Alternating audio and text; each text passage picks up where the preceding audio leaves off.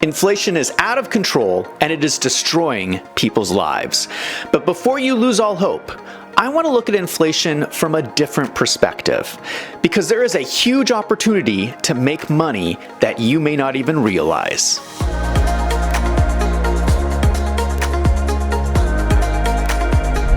I want to look at inflation from a theoretical perspective. Now, this is going to seem very abstract, but understanding the theory helps you to realize what is going on. And I'm going to end the video with some practical steps you can take to make money during high inflation. To understand how inflation happens, we are going to create an economic model and simulate inflation in a theoretical environment. Let us start by defining our variables. Every economic system has two main types of people: owners and workers. In this society, owners are passive and workers are active. This is a simplistic explanation. In real life, you have people who are both owners and workers. It can get complicated, but we want to simplify things to understand inflation.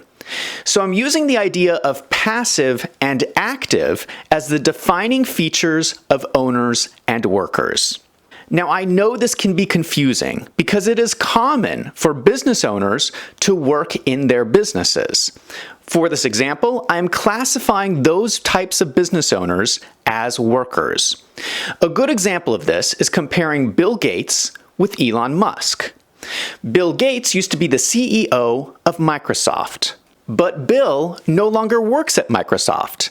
Now he just lives off his investments. Elon Musk is the CEO of Tesla. He is the owner, but he still works there as an employee. For the sake of this example, I'm classifying Bill Gates as an owner and Elon Musk as a worker. It is important that you understand why we are establishing these definitions. We are trying to separate out capital markets from production. Inflation, on a fundamental level, is an imbalance between capital markets and production.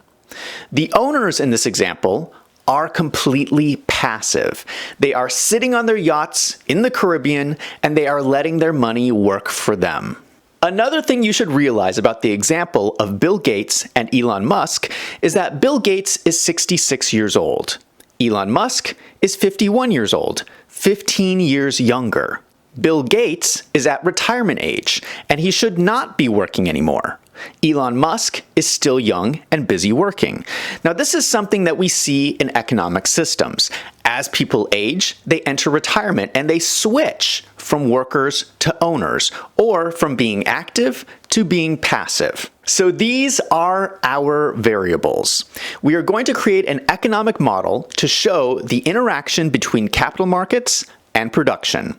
The model will have two variables: owners and workers. As people age into retirement, it will impact the interaction between capital markets and production as people switch from active to passive. Let us imagine a theoretical world. For the sake of simplicity, this world will have 50% owners and 50% workers. The owners have a lot of money. The workers are willing to work in return for getting some of that money. So the owners and the workers agree to a deal. The owners will pay the workers a wage of $1 per month to work in their business.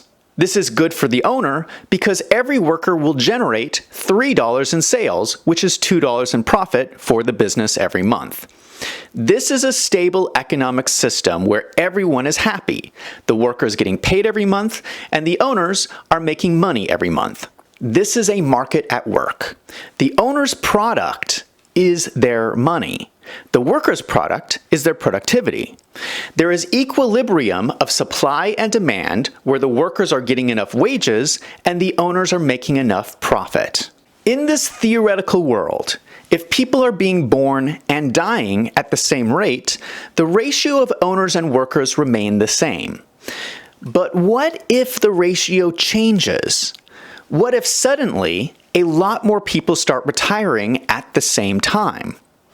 Let us change the ratio just a little bit. We will increase owners to 51% and workers to 49%. Let us look what happens with just a 1% change. The results of the deal changed dramatically. The deal was that each owner would pay each worker $1, but now there are fewer workers. This means they are not going to be able to generate as much profit. Additionally, because there are more owners, that means that more capital dollars will be competing for fewer workers. Supply and demand will shift, which means that workers will be able to demand higher wages. We can actually calculate the impact of this shift, and it's really easy. If we take the workers divided by owners times the profit, we see that instead of $2 in profit, the deal will only generate $1.92 in profit. If we take owners divided by workers times the wage, we see that workers will be able to demand $1.04 as a wage instead of the previous $1. The owners are paying more and making less money. What this is showing you is the interaction between capital and production. When there is a surge of retirements, supply and demand will shift so there are more capital dollars fighting for fewer places to put that capital to work. In this environment, owners are paying a premium for workers. Let us switch to reality, because the world is not 50-50 owners and workers. We can look at the population statistics for the United States. What we see is a huge jump in population with the baby boomers who are now at retirement age. Now, you may think that the population looks stable in the future generations, but that is not what our economic simulation shows. The deal from our example was $1 in labor for $2 in profit. When the baby boomers were still young enough to be in the worker category, the deal was happening with a ratio of 24% to 76% when comparing the baby boomers against the previous generation. When the baby boomers retire, the ratio changes dramatically with a ratio of 52% to 48%. Our simulation only looked at a change of 1%. We are looking at a change of 29%. You can imagine how significantly that would impact the deal. To keep the same ratio stable, Generation X would have had to be 3.4 times the size it was. A lot of people talk about the Fed creating inflation by printing all of this money, which is true, but that's not the full story. What is driving inflation is the spike in retirements by baby boomers. The Fed was trying to ease the pain by printing money, but it just made the situation worse because there was even more capital fighting for fewer workers. So why have I gone through this example? Because people are freaking out over inflation, and they are missing the opportunity that is sitting right in front of them. We are entering a moment in history where people are paying a premium for workers. This opportunity will never come again in your lifetime. Especially for young people, you need to take advantage of this moment. This means the effort you put out now will get abnormally high returns for about the next 10 years until things correct. You should get a job, get a second job, start a business, ask for a promotion. If you do not get a promotion, go find another job that will give you a raise. Hard work is the key. Any way that you can go out into the world and be a hard worker will get rewarded. There are two types of people who are really hurting in this environment. The first is retirees who cannot get a job or start a business.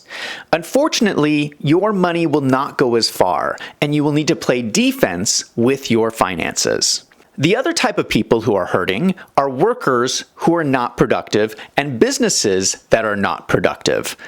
Those people are going to get fired, and the businesses will go bankrupt. Unfortunately, businesses need to make way for the people who are productive. You need to make sure that you are truly adding value so that you can stand out in the crowd. If you are going into work and doing the same thing you've always done, you are missing an opportunity. I hope this example helped you think about inflation in a new way. The key is the two terms I used at the beginning of this video: passive versus active. If you are passive, you are going to get hurt. If you are active, you are going to make money. Now I want to hear from you. Do you think it is possible to make money during high inflation? Let me know in the comments down below. Thank you so much for watching. I am Zach from Wolves in Finance. Let's go out and make some money.